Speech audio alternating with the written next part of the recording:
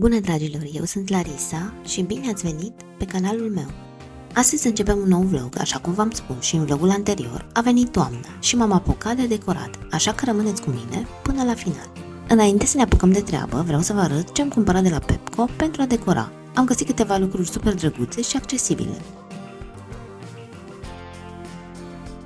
Am cumpărat aceste săculețe. Înăuntru sunt dovlecei din polistiren și conuri, mi s-au părut foarte drăguți și perfect pentru decorul de toamnă. Iar ca și preț, au costat doar 9 lei. Următorul produs este această ghirlandă cu frunze maronii și portocalii, perfectă pentru intrarea în casă. A costat 16 lei și, sincer, mi s-a părut puțin cam scumpă, mai ales având în vedere cât de scurtă este.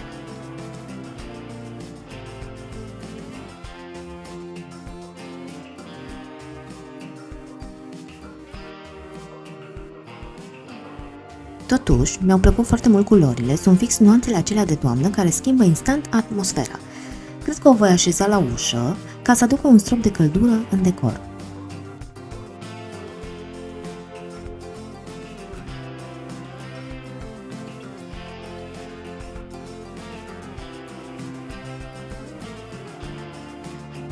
Următorul produs este acest set de dovlecei de catifea. Au costat 10 lei setul și mi s-au părut super drăguți. Îmi place textura lor pentru că adaugă un plus de eleganță față de decorațiunile clasice din plastic sau polistiren.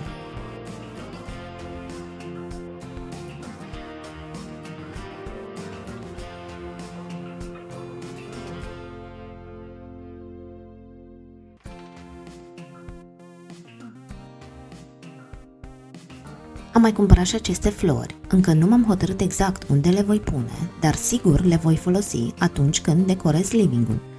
Mi se par potrivite pentru a aduce un strop de culoare și prospețime, mai ales acum toamna, când afară totul devine mai gri. O bucată a costat 10 lei, deci mi se pare un preț ok, având în vedere cât de frumos arată.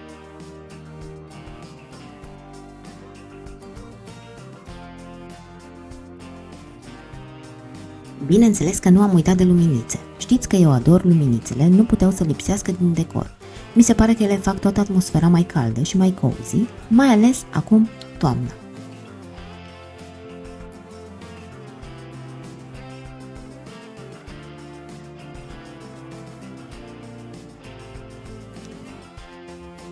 Această coroniță este foarte simplă, dar în același timp foarte frumoasă. Îmi place maxim, pentru că are acel vibe de toamnă care mi-l doream. Mi se pare genul de decor care, deși nu e foarte încărcat, schimbă complet atmosfera într-o cameră. A costat 18 lei. Sincer, cred că merită pentru că e versatilă. O pot pune la intrarea în casă, pe ușă sau chiar ca decor pe perete în living. Abia aștept să o integrez în aranjamentul final.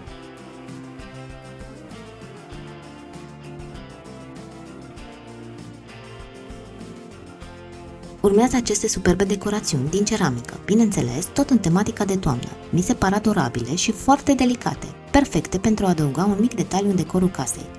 O bucată a costat 6,50 lei, deci sunt foarte accesibile.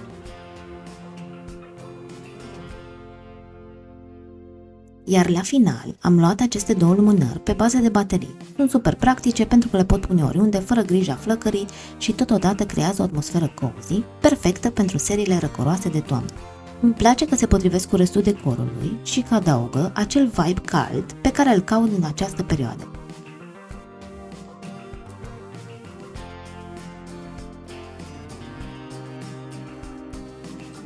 Bun, acum să trecem la treabă. Scoatem toate decorațiunile afară, pentru că astăzi voi decora intrarea în casă. Vreau să fie super cozy, să dea acea senzație caldă și primitoare, chiar de cum intri pe ușă. Înainte să fac puțină ordine, ia uitați ce mi-a făcut Luna. Acest dovleac l-am cumpărat special pentru decor și se pare că Luna a rezolvat problema înaintea mea.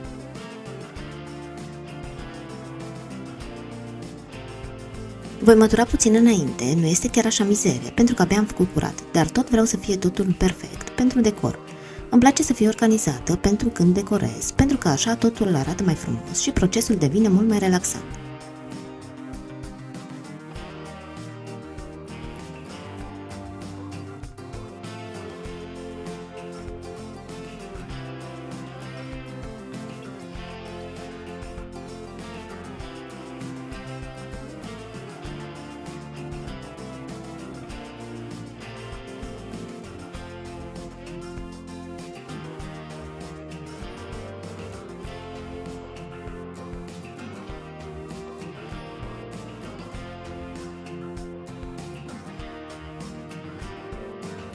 Primul lucru cu care încep este această ghirlandă. O voi pune pe țeava de la gaz. Trebuie să recunosc că m-aș fi așteptat să fie mai lungă și să ajungă și pe lateral. Dar, din păcate, e mai scurtă decât credeam. Totuși, culorile ei superbe de toamnă fac deja o diferență și abia aștept să vă arăt cum arată totul la final.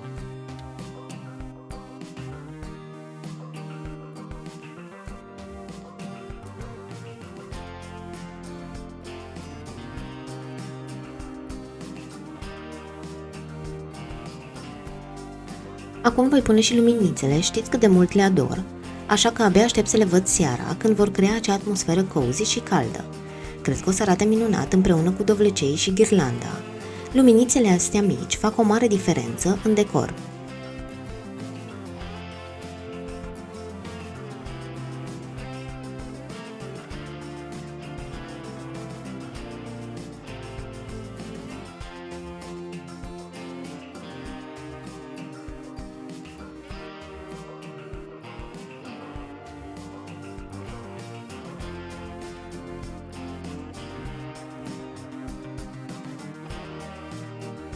Am pus și coronița pe ușă, dar cred că nu va rezista mult pentru că nu am un suport bun. Trebuie să cumpăr altul mai rezistent ca să rămână frumos așezată. Oricum, momentan arată super drăguț și adaugă acel vibe de toamnă pe care mi-l doream la intrare.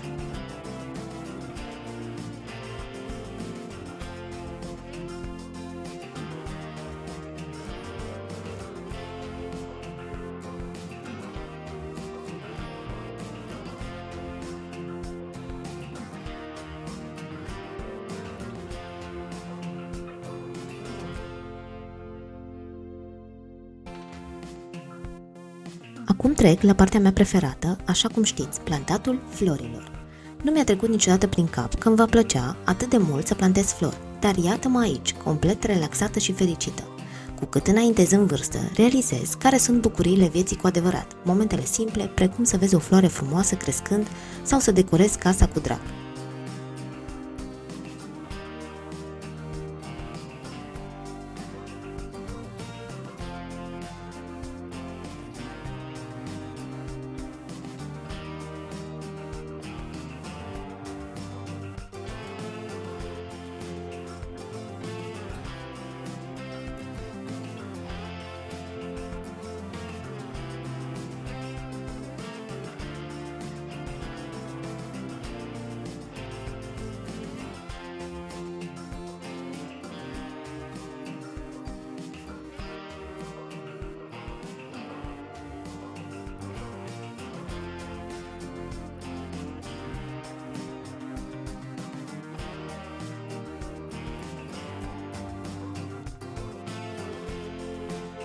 Aceste două felinare le ador, le-am cumpărat de la Kik când au fost reduceri mari, aveți chiar un vlog cu asta. Sunt super simple și asta îmi place cel mai mult, pentru că pot să le decorez în funcție de sezon, toamnă, iarnă sau chiar primăvară.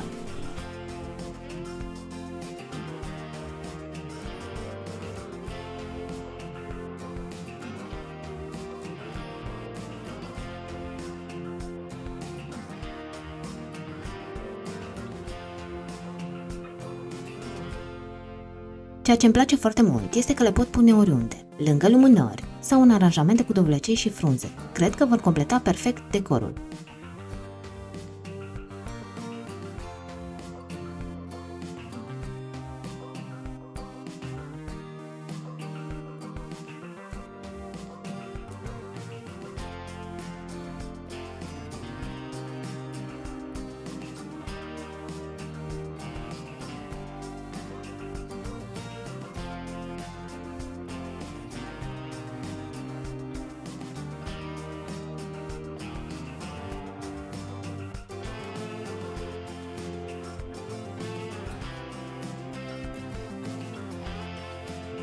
Din păcate, a început ploaia. Este a doua oară pe ziua de azi. Am mai încercat de dimineață să filmez și să decorez și am renunțat, pentru că nu se putea.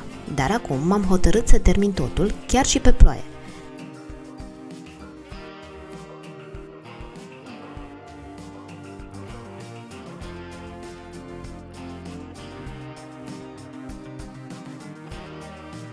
Cred că astfel vlogul devine și mai autentic, pentru că viața reală nu e mereu perfectă. Dar asta nu înseamnă că nu ne putem bucura de micile lucruri, cum este decoratul intrării.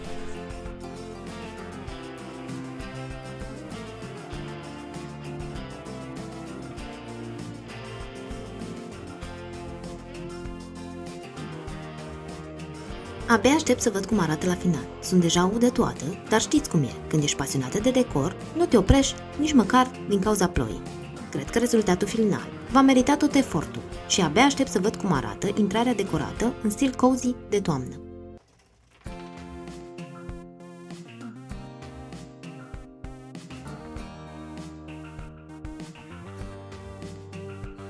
Felinarul acesta îl am de foarte mult timp și este stricat, dar ar fi păcat să-l arunc, așa că m-am gândit să pun luminițe în el și trebuie să vă spun că arată super cozy. Cred că astfel putem să reinventăm lucrurile vechi și să le dăm un rol în decor, fără să fie nevoie să cumpărăm mereu ceva nou.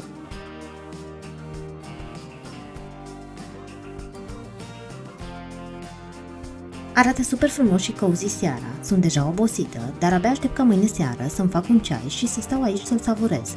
Mă voi bucura pe deplin de decorul acesta super cozy pe care l-am pregătit și sper că v-a plăcut să mă urmăriți în această aventură de toamnă.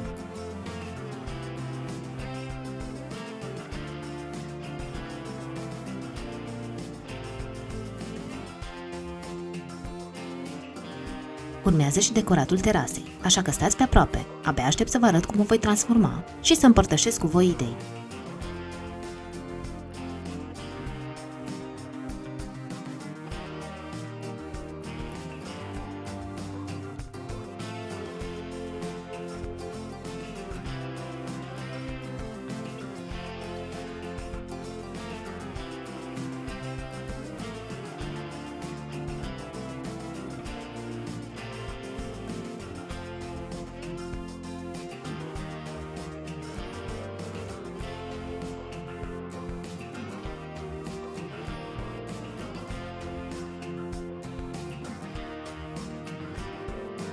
Dragilor, încheiem vlogul acesta aici, vă mulțumesc mult că m-ați urmărit și sper că v-a plăcut să fiți alături de mine în această aventură de toamnă. Nu uitați să vă abonați și să dați un like dacă v-a plăcut. Pe curând!